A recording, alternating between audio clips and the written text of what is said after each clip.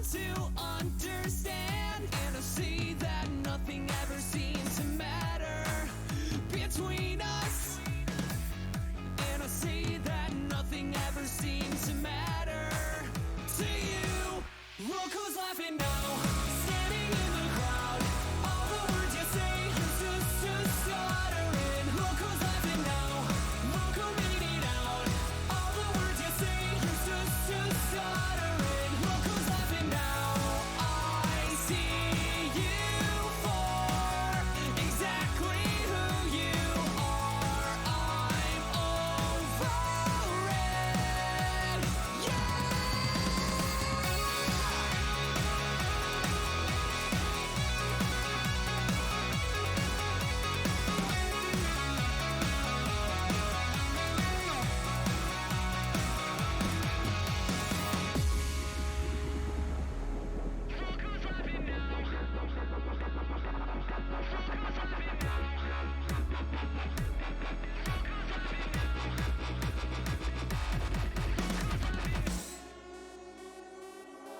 Look who's laughing now, standing in the crowd.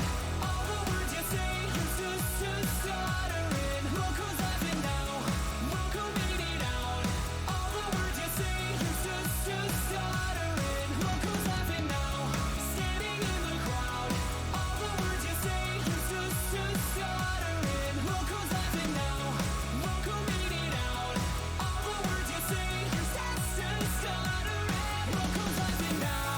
I see you for exactly who you are.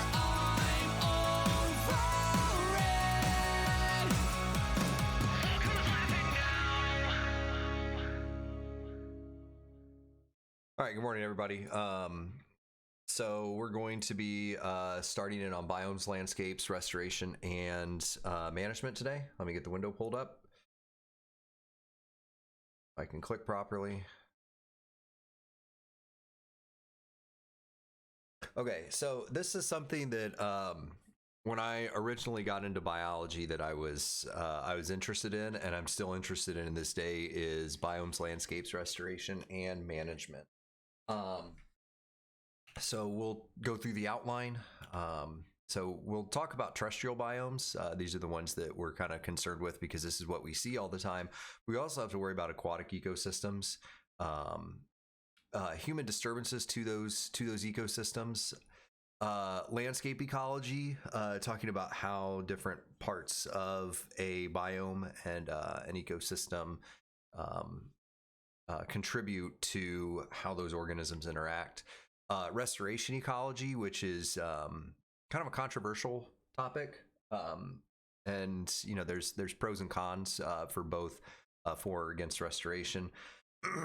Ecosystem management. What do we do when we have this ecosystem and that we're in charge of it? Like if you are if you work for Department of Interior or land management, or you're responsible for a parcel of property through a nonprofit or something like that.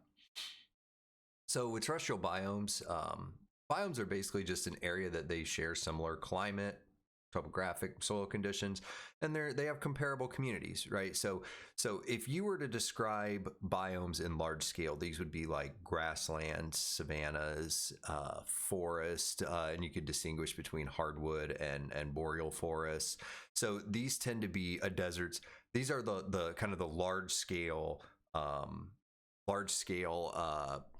forests. Like if you were going to, if you worked as like a land manager and you were describing to either your grandmother or to a freshman, what do you do for a living? It would be, or where do you work at? It would be kind of one of those like 2 or 3 word answers that you can kind of get out and describe where you're at, that they would understand. And temperature and precipitation are among the most important determinants in biome distribution.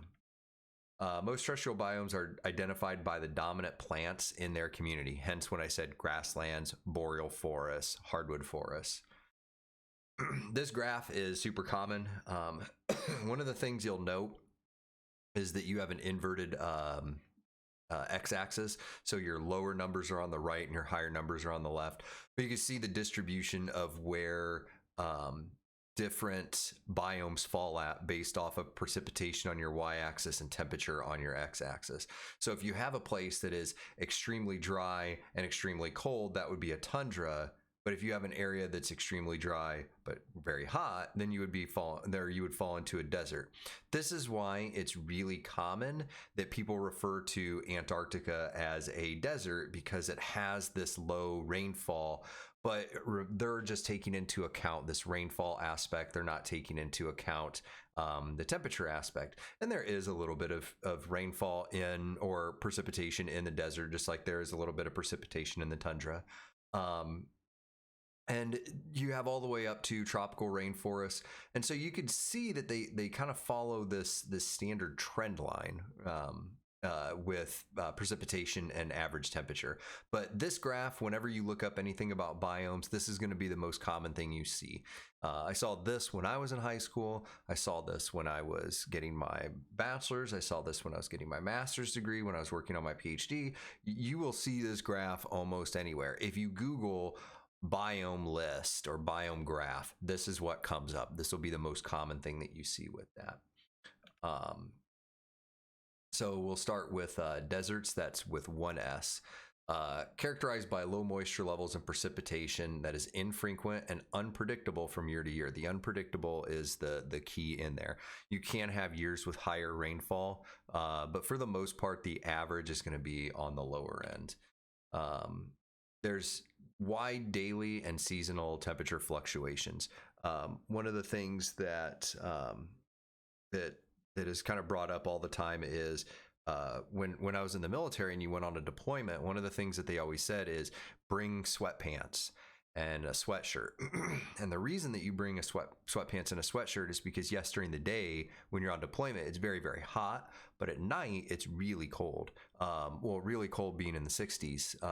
So it's not super cold, but compared to being in 100 plus degrees with daily highs, 60 degrees is pretty cold. I mean, you're breaking the temperature down, nearly half of what it was during your day temperature. So there's these very wide fluctuations. And so you tend to see animals that during the day, they'll kind of hide out, and at night, then they kind of go out and forage. Most animals tend to have lighter colors so that they reflect a lot of light and not absorb it to keep their temperature down. Soils are easily disturbed by human activities and slow to recover. This is really commonly seen in I'm really big into mountain biking. So if you watch a lot of like mountain bike videos when they go out to desert areas, there are these paths that have been kind of worn into the landscape, and those will take a very long time to recover. So they stay roads for a very long amount of time. A video that kind of comes to mind is this guy named Foresty Forest did a video where he went, I want to say it was the Southwest US. He did like a month-long bike tour of the Southwest United States on a fat bike. And a lot of the places that he went were in these deserted areas, and you could see paths that were worn out into the landscape. And there's very little plant life kind of encroaching in on that, compared to if you were to watch like a mountain bike video from around here where you see the trails, and the trails always look like they need maintenance. It always looks like someone needs to go out there and like trim back a little bit of the landscape because they recover a little bit quicker. Plants have these water conservation characteristics. Looking at the most common desert plant that everybody thinks of as a cactus, has very, very thick cuticles. The plant will photosynthesizes on the stem, and it uses the thorns, which are modified leaves, to help break wind as it comes across the plant. And there's other functions like obviously protection and things like that, but there's a lot of characteristics they have for water loss. Very slow growing, things like that. So in looking at grasslands, this is where I did a lot of my PhD research at. These are communities of grasses, seasonal herbaceous flowering plants, and open savannas, which we don't have any open savannas in the US, but tend to be more common in Northern Africa. Few trees due to infrequent rainfall. It's very, very dry, and it's really dusty. Obviously, I play a lot of video games and things like that. And one of the things I noticed is that my filters on my computer, you have filters to prevent dust from getting in your computer, they clog up really, really quickly. because it's so dusty. Like it's extremely dusty. And that's because the soil gets really dry, and then there's a lot of agriculture and farming, so there's a lot of vehicles that are passing through these dry fields, and that's stirring up a lot of that dust. We used to when we would do research, we would have to mow sections of the property that we were doing research on and kind of mow these plots down. And as I mowed, when I went home at night, you would go to like blow your nose and it would come out as like black snot, just because of all of those particulates that were put into the air, being disturbed by the mower. That's less frequent here because the ground tends to be a little bit more wet. Yes, there are dry periods, but a lot of the plants end up functioning on very little water, but you do tend to get trees. They tend to pop up a lot more around like rivers and streams and waterways like that. There's large daily and seasonal temperature fluctuations. So it's one of those things that when we did research, we used to start as early as possible. Like, I always thought it was weird that we used to start research at 7 in the morning and finish at like 1 o'clock in the afternoon, because you're cutting into your night because you have to go to sleep early. But a lot of it was because you had these large daily and seasonal temperature fluctuations where it would get extremely hot. Like during the day, it would get really, really toasty, and you're out doing research and you're dealing with plants, and some of them poke, and so you're wearing long pants, boots, long sleeve shirts, and you wear a hat, and you would get home and you shower when you wake up, and then as soon as you get home, the first thing that you do is you shower again because of just how much you sweat when you're out there. Like, it can't be understated just how much water you actually have to take with you. But it's and then the seasonal temperature fluctuations. When I was in South Dakota, it would snow like crazy, and then all of a sudden in the summertime, it would be ridiculously hot. Like, it would get really, really hot. There's fires. Fire tends to be really common in grasslands as a disturbance. It kind of resets the ecosystem a little bit. And then there's grazing by roaming herds of large ungulates, bison, animals like that. They roam around, and as they move through an area, they'll eat, and then they give off waste that goes back into the environment. So this was a common disturbance that would happen in grasslands. This obviously isn't as common as it used to be, but it's still, there are some, this tends to be common in national park areas where farmers will pay to have their cattle go in and graze off of areas in national parks in order to kind of reinstitute this grazing strategy. Tundras, these are treeless. There is not enough water, not a long enough season to support any sort of woody plant growing up there. Have a very short growing season, and there's these really cold, harsh winters. Damage up there is very slow to heal because it is one of those things that you have short growing seasons. Like, the growing seasons can be as short as 30 days. So if it's one of those things that you have a plant that's very temporary like that, the plant is just trying to rush to get seeds out. It's not too concerned with trying to put on biomass, and so it might not, or it's not going to worry about repairing damage. It's going to optimize what's left in the plant itself. So the Arctic tundra is a common one, exhibits low productivity, diversity, and resilience. One of the PhD programs that I applied for was at Stony Brook University, and this guy wanted to do plant physiology, basically going up and using a gas spectrometer, gas analyzer. So you clamp this over the leaf, and then you pass different strengths of light across it, and it measures the amount of oxygen going in versus, or the amount of carbon dioxide going in, or oxygen going in and oxygen coming out, and then the machine does calculations to tell you how much has been assimilated, and then you vary your light levels 1 through 10. And then you have to look in the manual to find out what the actual luminescent intensity is on those with that analyzer. And then the goal of it was to find out, like, okay, if plants are going through, because there's more CO2 being dumped into the atmosphere and global warming is happening, or climate change is happening, what are Arctic plants, is their growing season being extended? Because remember, if your growing season is just 30 days and you're limiting that, a lot of the production is going to be happening when there's light, then every hour or extra hour of growing time is a big deal to those plants. So are they putting that on as extra biomass?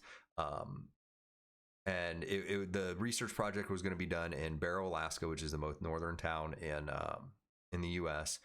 But it was a really interesting project. I was interested in it at the time, and then I kind of, I guess, fell out with that project. I wasn't like, it was one of those PhD programs that I applied for it, but if I didn't get in, I didn't get in, because it is doing research in the most northern town in the U.S. where there's a video of it pitch black. The sun is out at 2 a.m. in May and it's snowing. So it's not an ideal place that I would really want to do that at. Then you have the alpine tundra. This is really high elevations on mountains. They receive intense solar radiation, hot daytime, summer ground temperatures, and potential droughts. They're up very, very high. And because of this, the plants actually develop certain physiological traits that allow them to deal with that increased solar radiation. They tend to be a lot more receptive for UV light. So then looking at conifers or coniferous forests, conifers are just cone-bearing trees. Plants reduce water loss by evolving thin, needle-like evergreen leaves that are thick, with a thick waxy coating. So this is your typical pine tree, though almost everyone that sees a tree with needles classifies it a pine, but it's pine, spruces, firs, hemlocks, plants like that. They can survive harsh winters or extended droughts, and they can photosynthesize even under really, really poor conditions. They're very, very good at optimizing their ability to add on carbon. If you look at some of the biggest trees in the world, or some of the historically noted biggest trees in the world, a lot of them tend to be evergreens. Fires play a big role in maintenance. If you look at tree like Virginia pine, the cones don't actually open unless they're exposed to heat or fire. One of the research projects that I'm currently helping someone out on, he's trying to look at jack pine regeneration. So jack pine normally regenerates after a fire, but the forest right now is currently regenerating. So the goal is to try to find out like what is going on.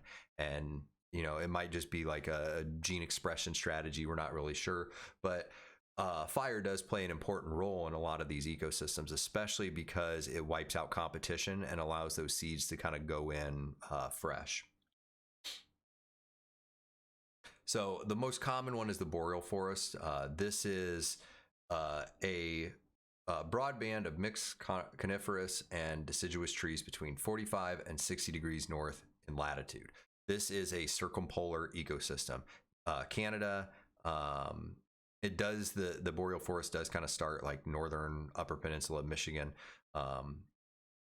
It is northern Russia, so it is a band around the world. It has moist and cool climates with abundant streams and wetlands. The taiga is the northernmost edge of the boreal forest. This is really species poor because this is that borderline between a boreal forest and an Arctic tundra. So it has harsh climate limits, or harsh climate that limits productivity and resilience of those species. They also produce large peat bogs. Peat bogs are areas where the soil is filled with wet organic matter. These actually have fire in them. The fire burns very slow, and as it burns, it actually dries out the material in front of it so it can continue to burn. But it's a very, very slow burn compared to like in a grassland where it's very, very fast and aggressive. So looking at temperate rainforests, these are the wettest portion of coniferous forests, and they tend to be in the Pacific Northwest. So when you hear Pacific Northwest, Oregon, Washington, British Columbia, Canada, mild temperatures and very abundant precipitation. It rains a lot. If you've ever heard the jokes or any jokes about Washington or Seattle or whatever, it's, you know, any day that it rains is a regular day. The canopy condensation is a major form of precipitation. As the soil or as the water in the soil starts to evaporate, it hits the canopy and then it will eventually rain back down. So looking at broadleaf deciduous forests, this is what we have here in Indiana. Temperate regions support lush summer plant growth when water is plentiful. Again, water being plentiful because you do see tree growth kind of suffer if there isn't enough water. Deciduous leaves are an adaptation to freezing temperatures, and the eastern half of the U.S. was covered with broadleaf deciduous forests when European settlers arrived. A lot of that has been harvested. If you look out your window, that probably would have all been forest. And then, of course, people had to build homes, so they went in, they cut these trees down, and then they used that as timber harvest in order to construct houses and other things. Most houses are, like my house is made out of complete wood. It uses cedar beams with, we have pine floors, which tend to be the most common, and mahogany doors. So it tends to be very, very common to build houses out of wood. Now large areas have regrown and are again approaching old growth status. There are still some primary old growth forests that still exist. They tend to be in areas where you just physically could not remove those trees back when it happened. So you tend to see them a lot in the mountains of Tennessee and stuff like that. We are starting to get a lot of old growth forests starting to pop back up, mostly due to conservation. So looking at the Mediterranean is a unique area. It's characterized by warm, dry summers and cool, moist winters. Because it's next to a large body of water, the temperatures tend to be pretty stable. Fires, again, are a major factor with plant succession. Once you start to hit that old growth or those climax communities that we talked about in the last video, you will need something to reset those, and that tends to be fire.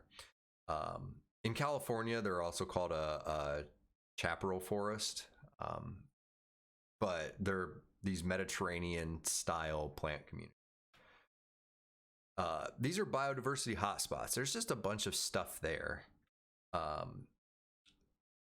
Now, going to the higher areas of biodiversity, tropical moist forests.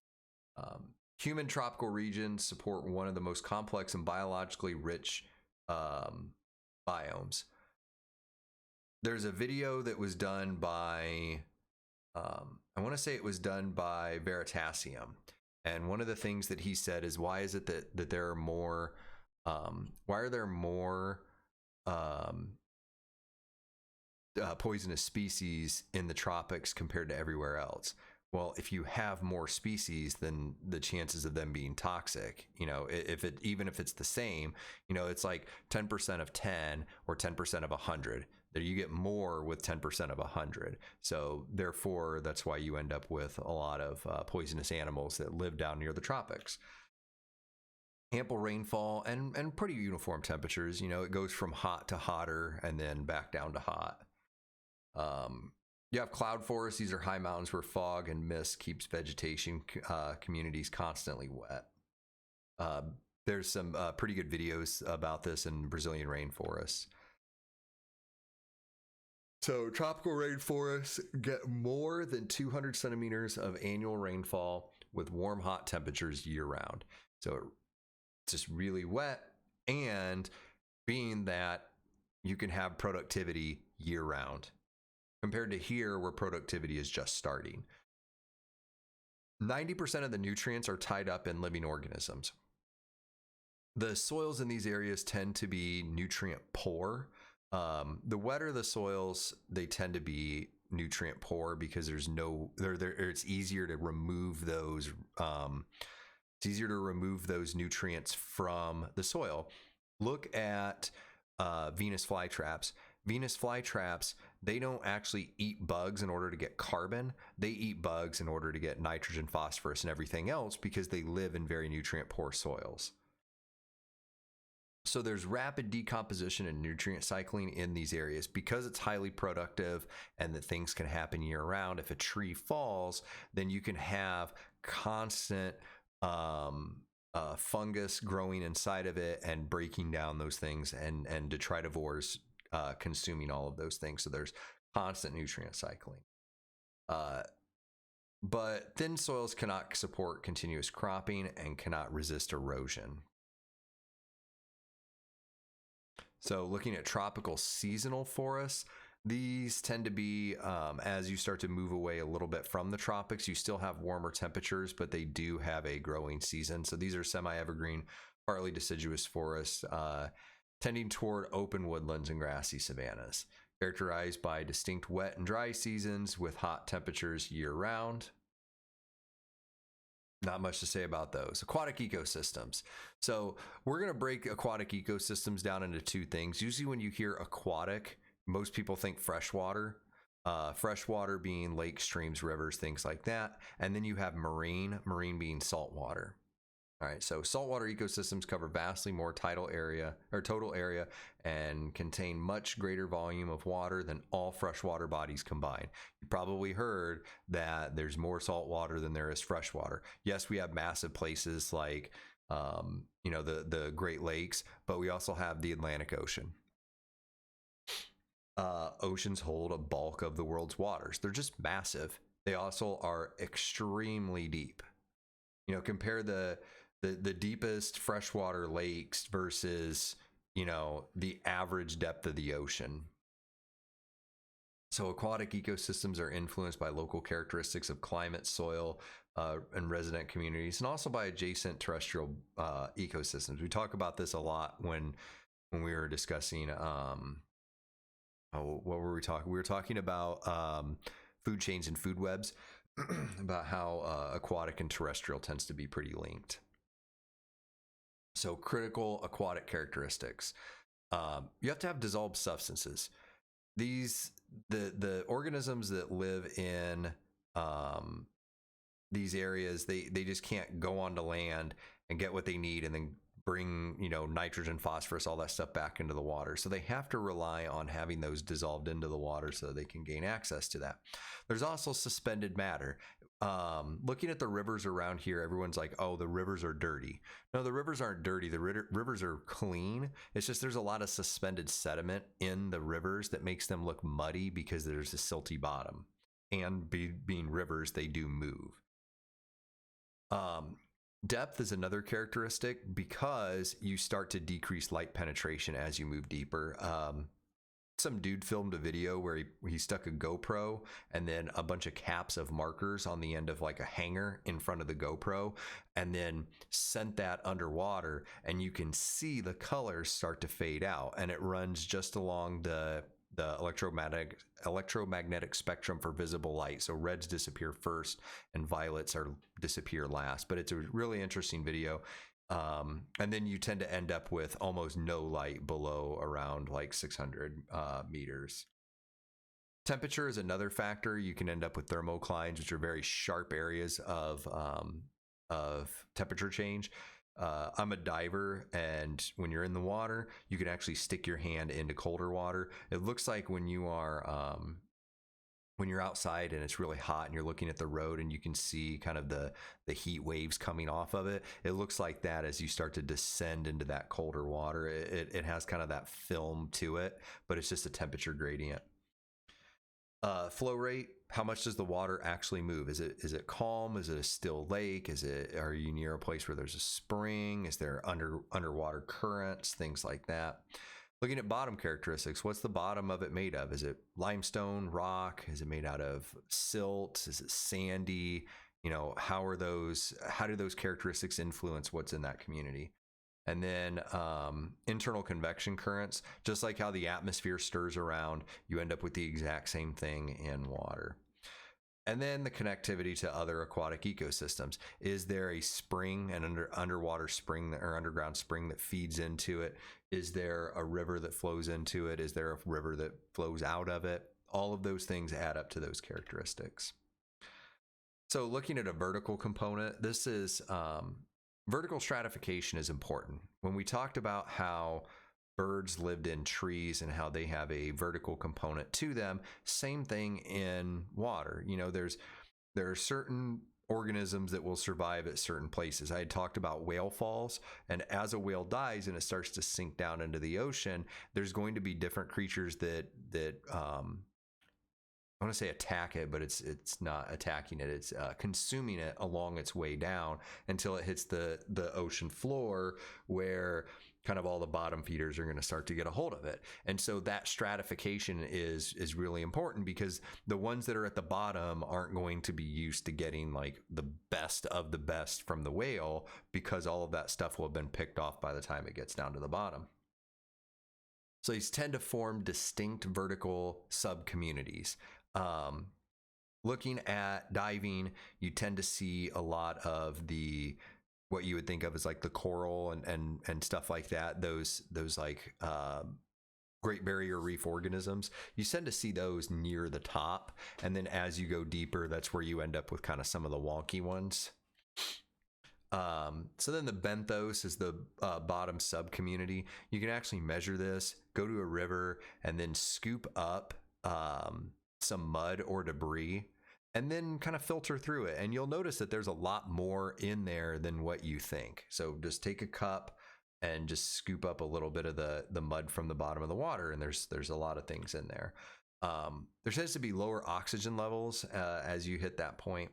And then I talked about thermoclines, which are these distinct temperature transitions. Basically, you have this warmer upper layer, and then it's a quick transition into a colder layer. There's probably a video online. I haven't looked for it because I've seen it myself, but you can probably find a video of thermoclines, and it is really cool to see. It's like I said, it's like the heat rays or the heat waves coming off of asphalt, but in reverse. Like they tend to sink down into the water. So here's kind of what it looks like. You have the littoral zone. Littoral zone is up near the edge. This is where you tend to end up with a lot of your aquatic plants. When I was in the Navy, we operated a lot in littoral zones. So we used to take a lot of measurements of littoral zone currents, the left-right movement of this, so that when landing craft would come in, like, are they going to have to deal with getting pushed around by it? It's not that big of a deal with hovercraft, but with actual boats that sit in the water, it is a bigger deal. And also looking at like the bottom characteristics, like how deep do some of these parts go? Where are these different transition areas at? Then you have the epilimnion, which is your upper area. This is where you have high light levels and you tend to have higher oxygen levels. Then you have a thermocline. It shows this one being pretty big, but this can be really, really thin. And then you end up in the hypolimnion, which is your area of lower light, lower oxygen levels, and then you have the benthic region at the very bottom in the soils, or whatever the bottom of this water source is. Estuaries. Estuaries are things that a lot of people find really interesting. I'm not as interested in them. I think they're cool, but I don't know. Some people go pretty crazy over estuaries. These are bays or semi-enclosed areas of brackish water that form where rivers enter the ocean. So the salt levels tend to be kind of a gradient in this area. They usually carry very rich sediments from the fresh water as it enters into the ocean. And they have these fan-shaped sediment deposits called deltas that form on continental shelves. If you ever tend to hear the word deltas when referring to, like in the United States, those tend to be areas where you have these extremely nutrient-rich soils that form. And so the common one that I think of is the Mississippi Delta, which is a farming community because you have this really nutrient-rich area of or nutrient rich soils that allows for agriculture to do really well there. It also tends to be a very poor region. The reason I know about it before biology, like I said, was I'm really interested in music, and well, I'm interested in folklore through cultural anthropology, and rock and roll music started, or some one of the lead-ins to rock and roll was music that was written in the Delta because of just the conditions that existed then. Like blues was really big in the Delta. Then you have wetlands. I performed some research in wetlands or next to wetlands.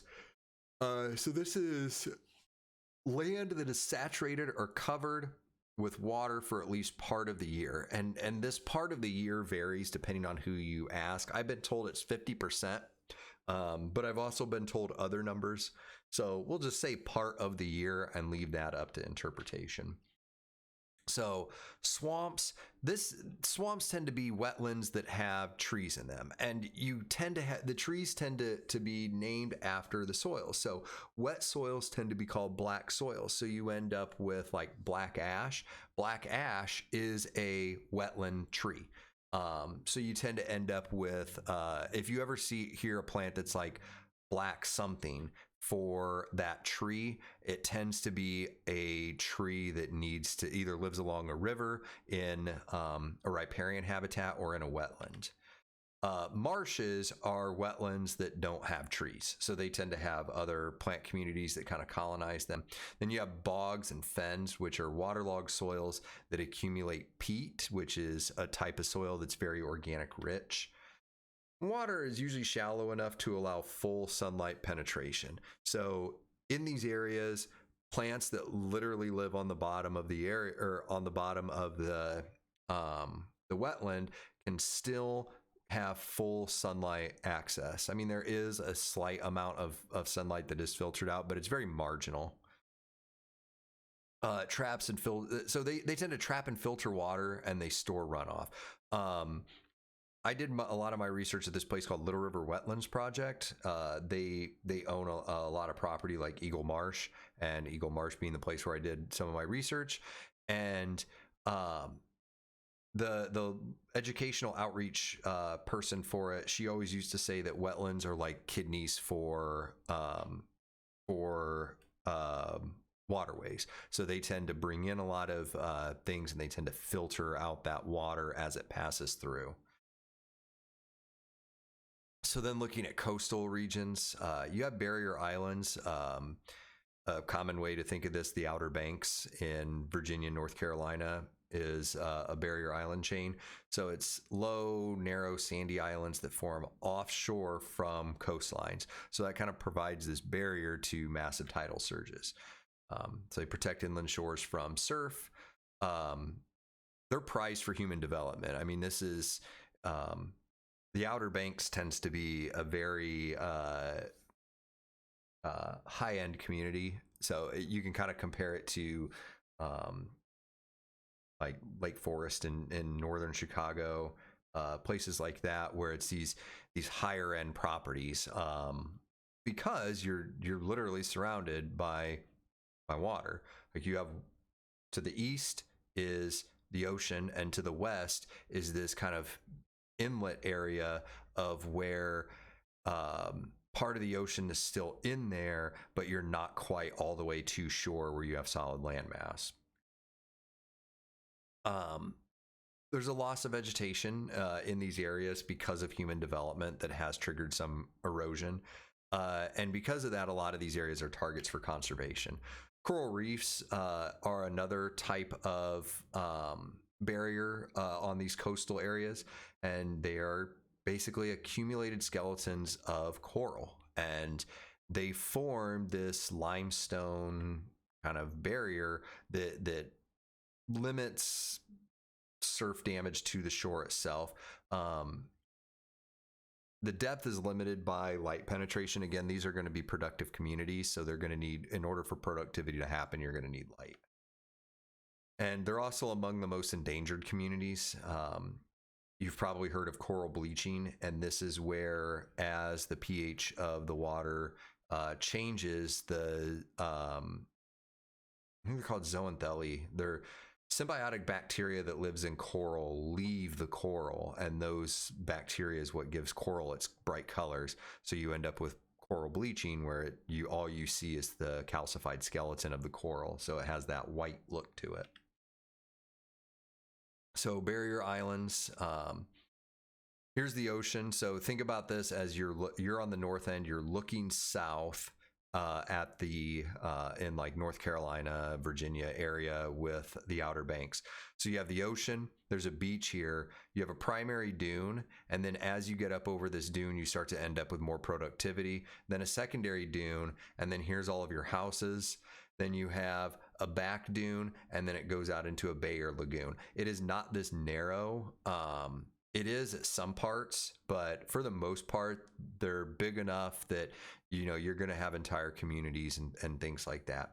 We used to, when I was going through training in the Navy, we used to go to the Outer Banks all the time. It was one of the best spots to hang out at.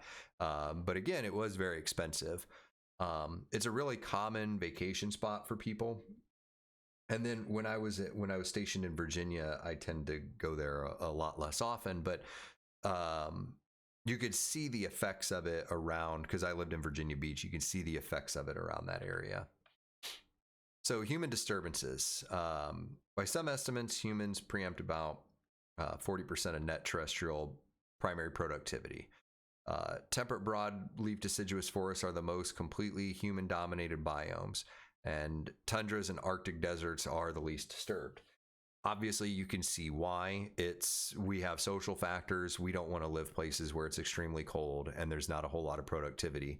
There's a video I want to say it's by Wendover Production. If you look at the cost of living in Barrow, Alaska, because there are no roads in or out, it's very expensive. And I don't remember the price, but it was in the $10 plus range for things that we would normally get just for a few dollars, just because it's so expensive to get stuff into there. Compared to here, where you can get stuff relatively easy, it's relatively cheap. Like if I want something, I can order it off of Amazon and it'll be here in 2 days. Not the same if you live up in a lot of those areas. So because of that, we're going to modify the landscape to be, you know, what we want it to be. On my property, I have 6 trees, 2 out front, 2 out back, and 2 on the side because I live on a corner.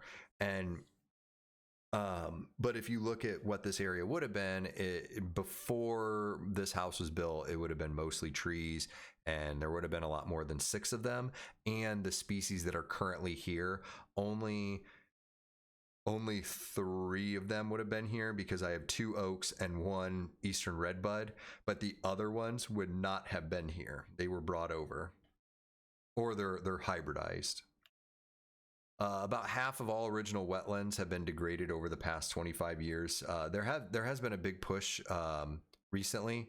That push is starting to dwindle a little bit, but there was a big push to kind of preserve wetlands. A lot of it for cultural aesthetics. Again, I brought up black ash earlier. That is a culturally important plant used for making baskets to Native American communities, and is currently being threatened by emerald ash borer. So landscape ecology, this is the study of reciprocal effects of spatial patterns on ecological processes. I did a little bit of this, not a lot. When I was working on my master's, did a little bit of spatial ecology, but not a whole lot. One of the guys that was on my master's committee, he was an expert on spatial ecology. Like he would go out and he could see like how these communities would function and things like that based off of their spatial distribution. He worked with terrestrial aquatic organisms, so he did like turtles and things like that. Spatial patterns shape and are shaped by ecological processes occurring to them. Consider humans an element of most landscapes. There was a debate in the 80s and 90s, still ongoing slightly, but it talks about, should humans be considered when we refer to ecology?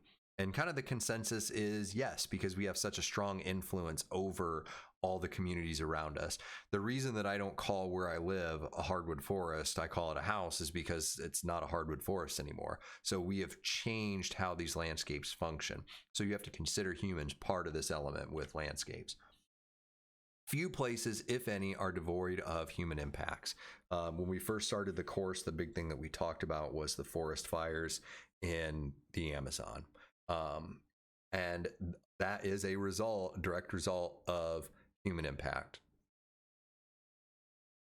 So this would be a common spatial map that was made. Not sure the program. A really common one that's used is ArcGIS, but this is looking at Baltimore in 1994, and you can use this in order to see, like, okay, where are the residential areas at, what's the outline of the city, where's their forest at, where's their water, wetlands, things like that, as it's distributed through here. And a lot of these maps you can actually download through the US Geological Services and upload the information into either Google Earth or ArcGIS. I know ArcGIS is a couple $1,000s for the program, so it's not something that you just kind of have floating around, but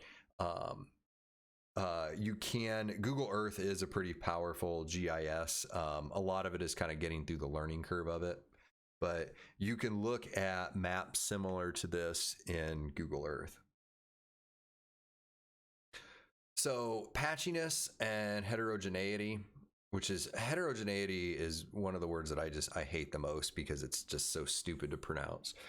Landscape ecologists claim all landscapes consist of similar mosaics of discrete bounded patches with different biotic or abiotic composition. So this predominant cover type acts as a matrix in which other patches are embedded. So take a forest. Within that forest, you have smaller communities within that form those patches. And so the predominant cover type, i.e. the hardwood forest, is that matrix in which those smaller patches tend to colonize in. So you can see that with, if you ever do any measurements in a forest, you will look at the understory, the midstory, and the canopy. So landscape heterogeneity can exist across a wide range of scales. So these can be smaller patches, few meters, or up to large scale, depending on what you're trying to measure. So looking at landscape dynamics, there are boundaries between habitat patches, and those can be considered pretty significant because the dynamics between those patches might have a greater importance than what's going on in each patch. Some of the where I gained a fair bit of experience doing research is I helped out this one, when I was getting my undergrad, I helped out someone who's getting her master's, and she was looking at how do patches of forest that are, she called them forest islands, that are separated by agricultural land, how did those patches or islands of forest interact with each other? What's shared between them? Is there movement between them? So a lot of that stuff, those processes are important, because what happens in one potentially could affect another. So this departs from classic ecological focus and aligns a lot more with conservation biology. If you have a disease that pops up in one forest, how do you control the spread of that? Let's say you have these agricultural islands and one of them develops Dutch elm disease. So how do you prevent that from spreading to those other communities? And then we get into restoration. Again, restoration is kind of a hot topic. So this is where you repair or reconstruct damaged ecosystems. When most of the time when you hear restoration, you hear pre-colonial United States. That's kind of what the I guess end, or the with the air quotes, the end goal is. So this is active manipulation to recreate species composition and ecosystem processes as close to pre-disturbance state as possible. Compared to rehabilitation, this is to rebuild the ecological structure or function without necessarily achieving those original pre-disturbance conditions. I went to a conference. This was same as last time when I talked about the annual meeting of the Midwest Great Lakes chapter for the Society for Ecological Restoration. When they met in Chicago, um, or at Glencoe at the Chicago Botanic Gardens, there was a guy there who said that when he goes through restoration, he restores everything to oak savanna. And if he sees a forest that was restored to what it would have been pre-disturbance, he goes and he changes that to oak savanna, because that's what it would be today if left undisturbed. So there are kind of these two sides to it. Should we restore it to what it would be today, or should we restore it to what it was? Because you also have to think that there's more than just planting stuff. You also have soil types that have changed and atmospheric composition that has changed. And so much about the landscape has been modified due to human intervention that going to restoration might not be possible. Rehabilitation may be the best course of action, but in some areas, restoration probably the best thing. So think about it as restoration is the end goal, rehabilitation is the acceptable goal. So then you have remediation, which is cleaning chemical contaminants from a polluted area by physical or biological method. Plants are really good at taking care of stuff, chemicals in the environment, except for heavy metals. They're not so great with those. So living organisms are highly effective cleaning agents. We discovered a bacteria as sewage plants that can actually consume sewage and turn it into jet fuel. It's called Anammox bacteria, and obviously NASA wants to know their location because they want to. That could be massively helpful for them. They can literally take human waste that we don't know what to do with.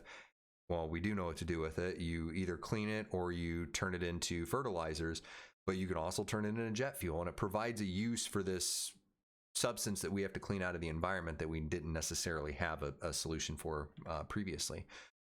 Reclamation is where you do chemical or physical manipulation of severely degraded sites.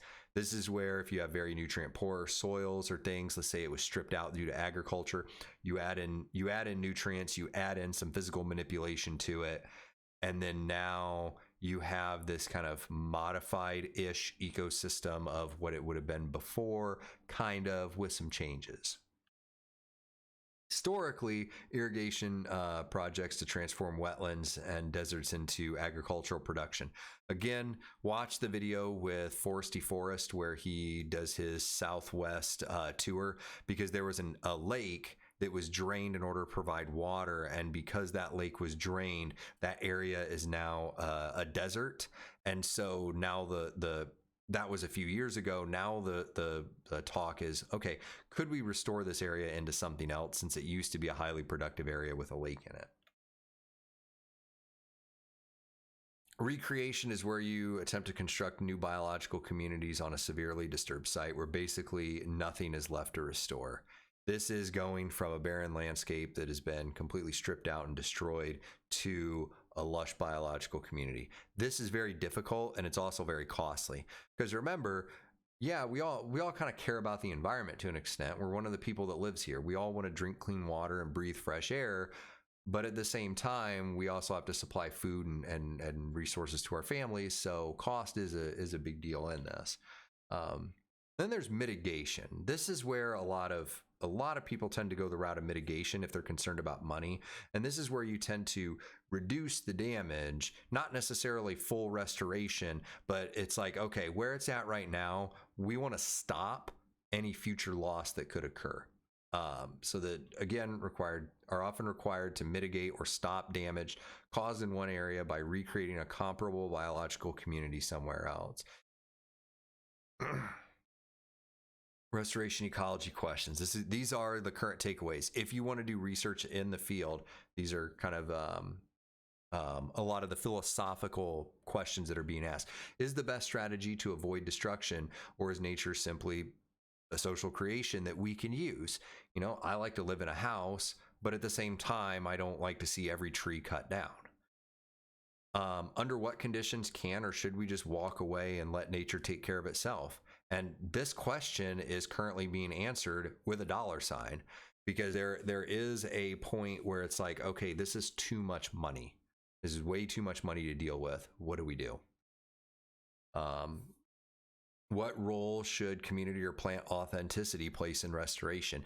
Do we restore everything back to the way it was pre-disturbance, or do we do what that guy up in Chicago said, where it's like, nope, tear it all down and oak savanna. It should be whatever it would have been if we did, or if it was allowed to run its course. And which historic state should it be restored to? Do we restore it to pre-colonial? Do we restore it to, you know, before intense logging practices happened? Like, where do we put this at? And then ecosystem management. This is where you attempt to integrate ecology, economic, and social goals into a unified systems approach. Most resource agencies, federal and state, are attempting to identify endangered landscape and implement ecosystem management as their guiding policies. When I was doing research, we came across a couple endangered species that were state endangered. So with those, you're not allowed to remove them. Instead, in order to take for evidence that you found it, you take a picture and then enter that into an herbarium. Turning away from commodity production and commercial and recreational resource use as top priority. So some critiques to it is we don't understand all the details in an ecosystem to set up managing them as a single entity, right? So in developing countries, immediate needs of the poor will hamper these enforcement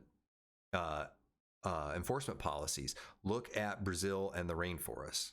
All right, that is the prime example. A video was done by Vox. That's VOX Vox, not FOX Fox, but Vox, VOX, did a video over how governmental policies led to the Amazon forest fire. And it's a really interesting video. It is kind of disturbing because the farmer that's in the video, he's just watch the video, form your own opinions from it.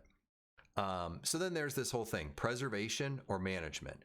Do we preserve this ecosystem pristine the way it is, or do we move into the ecosystem and then try to manage what's there? Try not to disturb as much stuff as possible, but at the same time, utilize what we need to in order to survive.